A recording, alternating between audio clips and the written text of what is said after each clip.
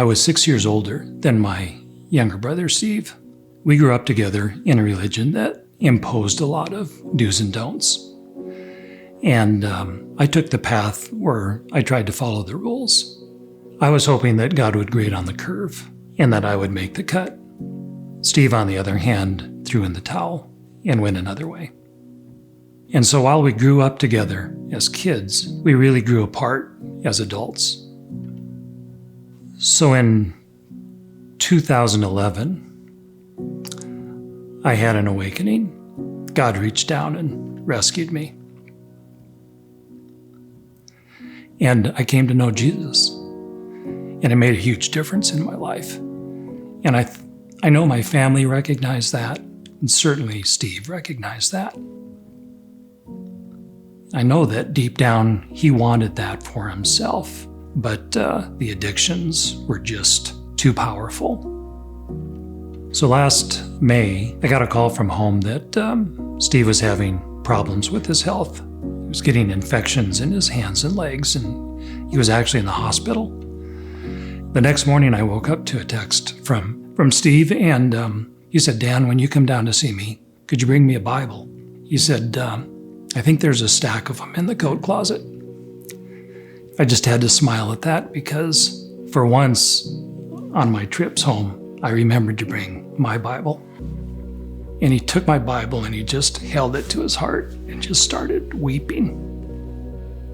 And I sat down and Steve said, "You know, Dan, I need to come clean with you."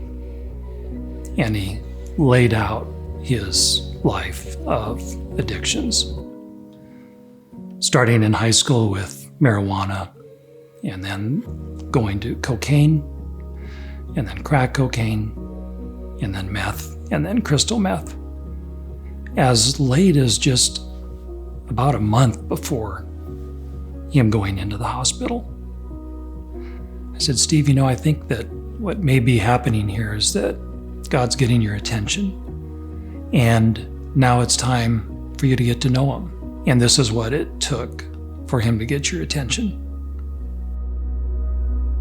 So through the course of that week in the hospital when they were trying to diagnose what he had, I'd visit him regularly, and I was struck by what he was learning, what he was being taught, apparently on his own. I had left my Bible with the highlights, but really didn't give him any direction on what to look for or where to go. And God was opening Steve's eyes up to the gospel, and Steve would explain it to me. He'd say, "Dan, you know, Christ died for my sins." And I'm sitting there in his hospital room and I'm listening to him tell me about the gospel. And I'm just thinking to myself, God, you are amazing. You are doing this. You're rescuing him. I think, like many of us, Steve felt that in order for him to approach God, he needed to clean up and get his act together first. I said, "Steve, you know, I think that it sounds too good to be true, but it's true that God has saved you by grace, and you just need to believe, Steve, and accept it."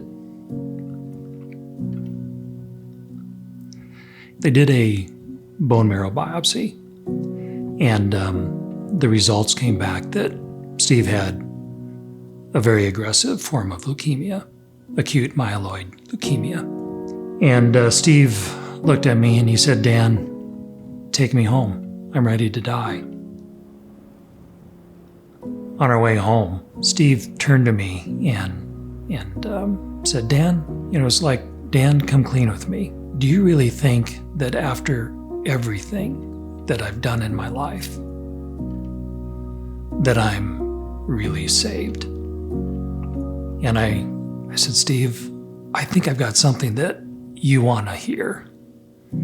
And I pulled up Brian Clark's sermon on Ephesians 2:1-10. It identifies what we were by nature and what we have become by grace.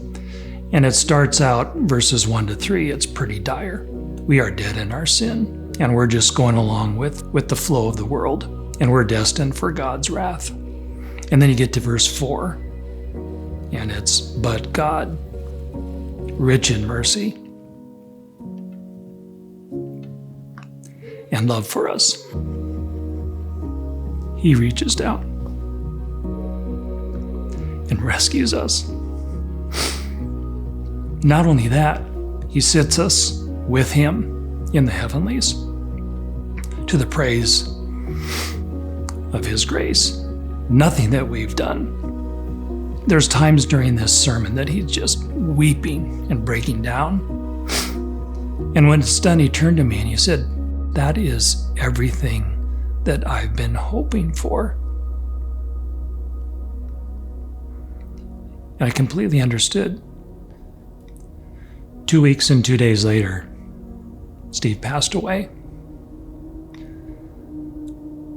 But he was sure that he was saved. Steve and I had lived most of our lives with the wrong view of God, that we had to earn our salvation, that it was based on our performance. In both of our cases, it was God that did the rescuing.